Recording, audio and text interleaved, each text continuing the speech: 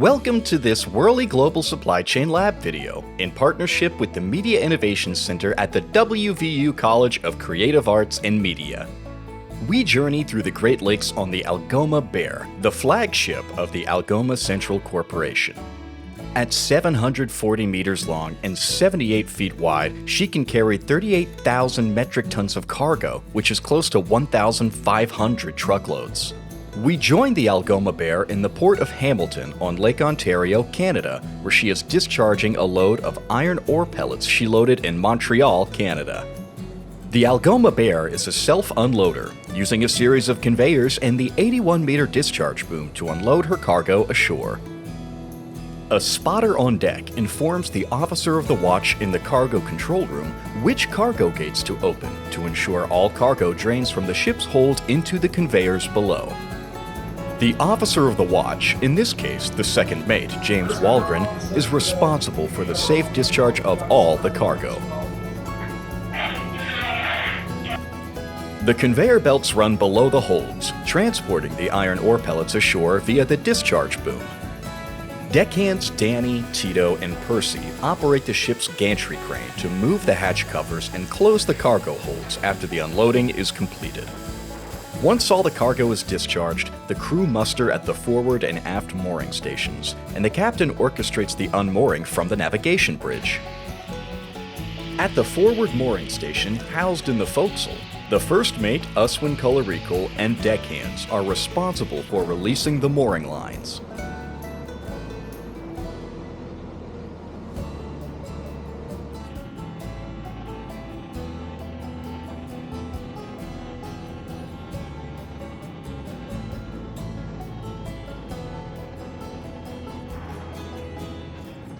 Once free from its moorings, Captain Phil Lind, with the help of wheelsman Derek Wheaton, deftly guides the Algoma Bear through Hamilton Harbor.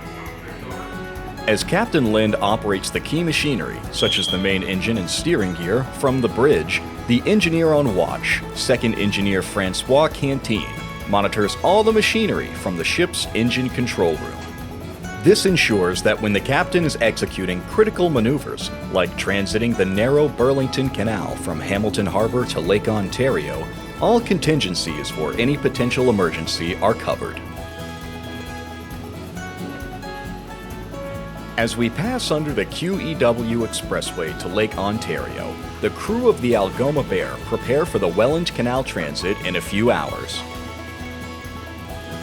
The 27-mile man-made Welland Canal, operated by the St. Lawrence Seaway Management Corporation, is made up of 8 locks, bypassing the Niagara River and Niagara Falls, transporting shipping between Lake Ontario and Lake Erie.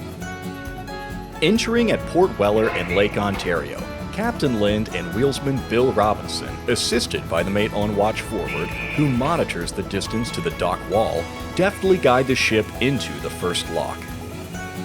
Captain Lind receives confirmation that the ship is secure from the Vessel Traffic Controller at St. Catharines Remote Operations Control Center, and the lock starts to fill.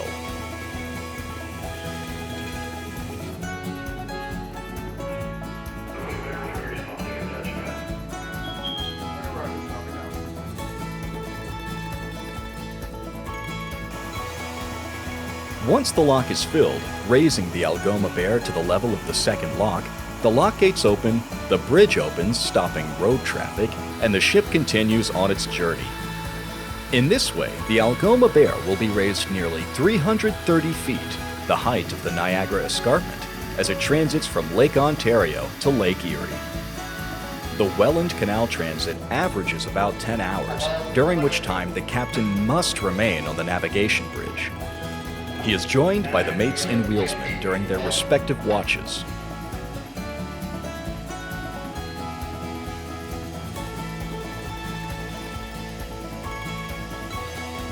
Finally, at the 8th and last lock, Captain Lind guides the Algoma Bear through this lock, past ships waiting to transit the lock, with whom he exchanges a cheery wave. Finally, through Port Colborne, he hands over watch to third mate Garrett Cassidy and retires to his quarters for a well-earned rest.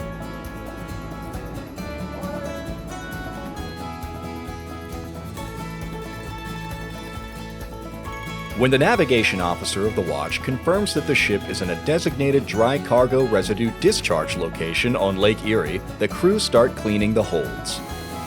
Deckhands use high-pressure water jets to clean and prepare the holds for loading wheat in Thunder Bay, Ontario on Lake Superior. As a self-unloader, the Algoma Bear's lower holds are equipped with Teflon-coated plastic plates that can vibrate to facilitate the removal of all cargo. The conveyor belts running under the holds are also cleaned, and the residue is transported overboard by the cargo discharge boom, which also receives a thorough cleaning. As the Algoma Bear heads west to the mouth of the Detroit River, we're treated to a spectacular sunset over Lake Erie, one of several the crew will experience on their many voyages on the lakes.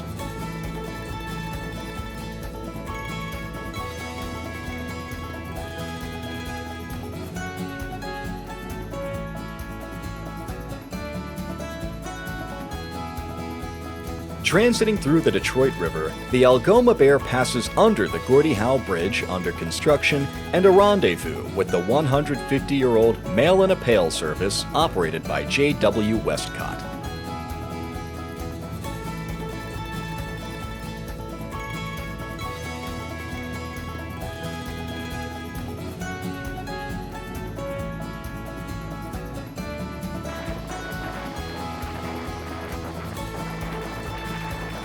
Passing under the Grand Ambassador Bridge connecting the USA and Canada, Captain Lind skillfully pilots the ship past downtown Detroit and Windsor, Ontario. Assisted by navigational equipment such as electronic charts and radar, the captain and watch officer pilot the ship through St. Clair Lake and the St. Clair River. Okay, port 044.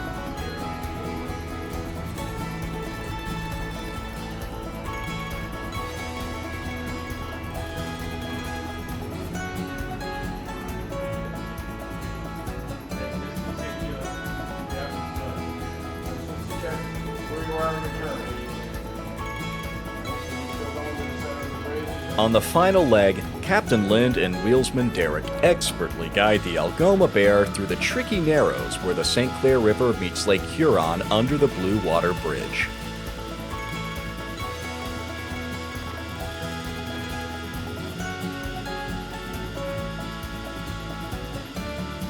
It takes many highly trained and skilled officers and crew to run the Algoma Bear. Chief Mate Aswin is responsible for all cargo operations, using the loadicator, or ship's loading computer, to plan the loading of wheat at Thunder Bay, ensuring the safety and integrity of the ship on the lakes. The captain is the ultimate authority on the ship. The buck stops here. He shares an office with Chief Engineer Eric Wilson, who is responsible for all the ship's machinery. From this office, located adjacent to his suite, the captain runs the administration of the ship, working with the shore office, cargo owners, and cargo terminals to ensure customer service objectives are satisfied. The engine room houses the primary plant, including multiple diesel generators that power the ship and the main engine that propels the ship. Engineers on watch, like Third Engineer Spencer, take frequent rounds to ensure that all machinery is working properly. While sailing, watch officers like First Mate Aswin and wheelsman Derek keep watch night and day, encountering many challenging conditions, including thick fog that reduces visibility, making radar an indispensable navigational aid. Safety is paramount on board. Here, Third Mate Garrick and Navigation Cadet Josh Antle inspect the freefall lifeboat, which has sufficient capacity for the entire ship's crew. They also check the correct functioning of all fall arresters used by the crew when working inside the cargo holds.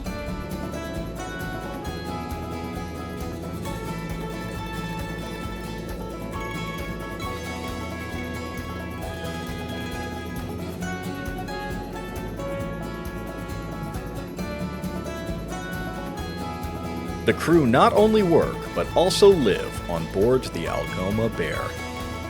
Chief Cook John Ford is responsible for ordering stores, planning, and preparing meals that the crew enjoy in the spacious and amply stocked cruise mess.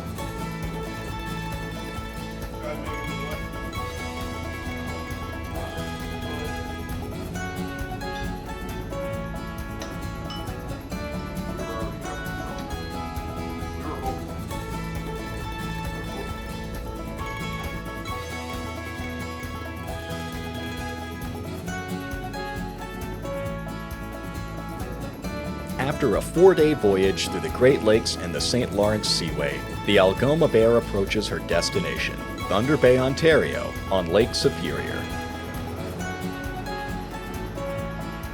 Captain Lind, the watch officer, and wheelsman work in the darkness, lit only by the bridge instruments, as they pilot the Algoma Bear into Thunder Bay.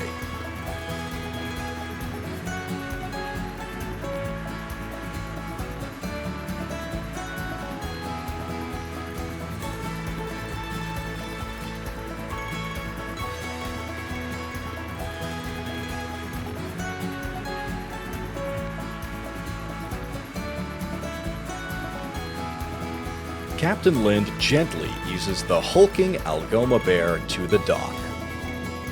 At the forward mooring station, second mate James skillfully lowers the deckhands, Tito and Percy, to the dock on the landing boom as the ship passes the grain elevators. In the Great Lakes, it is customary for ship's crews to moor and unmoor their own ships.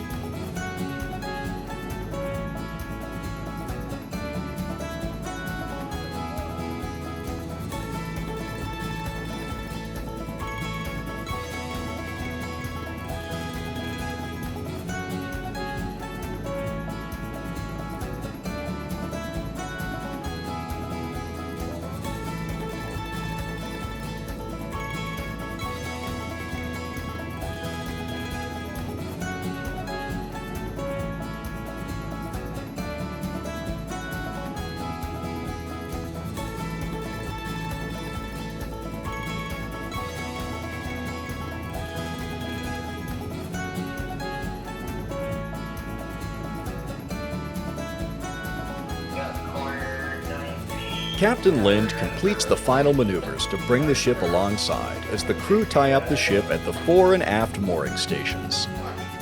We hope you enjoyed this journey with the intrepid captain and crew of the Algoma Bear on its journey through the Great Lakes, a critical link in several global supply chains.